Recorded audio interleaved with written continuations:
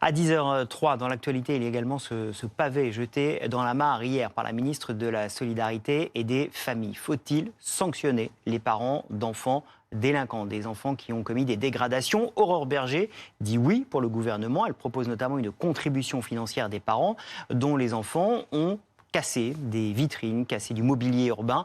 Quelle forme cette sanction pourrait-elle prendre? On va voir ça avec nos éclaireurs.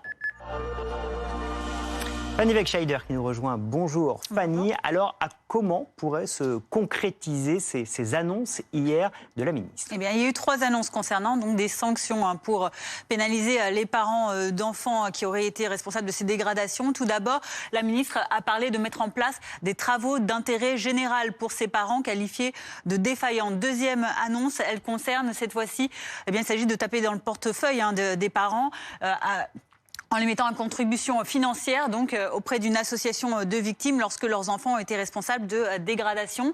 Troisième annonce également faite hier par Aurore Bergé, celle du paiement d'une amende pour les parents qui ne se rendraient pas aux audiences qui concernent leurs enfants. Alors Fanny, il n'y a pas que des sanctions dans ce que propose Aurore Bergé, il y a aussi des mesures d'aide des parents. Oui, c'est la contrepartie, c'est la carotte, mais aussi le bâton. Et donc là, vous allez voir les mesures d'aide qui ont été proposées. Ça va être présenté notamment dans le cadre de ce Tour de France de la parentalité que commence aujourd'hui Aurore Bergé à Trélazé, près d'Angers. Prélude à ces annonces, à ces autres mesures qui vont être mises en place. Une commission scientifique va être créée. Elle aura 6 mois pour travailler et élaborer des propositions concrètes pour aider les parents en difficulté face aux défis de la parentalité, aux défis actuels.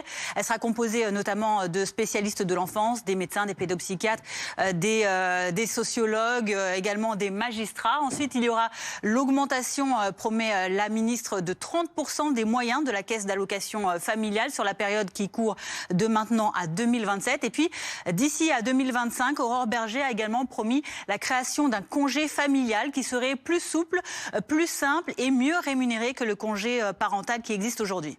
Merci beaucoup Fanny pour toutes ces explications. On a donc les éléments pour en débattre sur ce plateau. Est-ce la bonne solution? Saloudia, bonjour. Merci d'être avec nous. Vous êtes président de l'association Les Papas Debout. C'est à Champigny-sur-Marne et vous travaillez à l'engagement des parents, à la responsabilisation des parents. On va évoquer ce sujet avec vous évidemment. Benoît Dijon, bonjour. Merci d'être avec nous. Vous êtes le maire LR de Montargis dans le Loiret et Amandine Talaya, éditorialiste BFM TV Politique, est avec nous. Bonjour.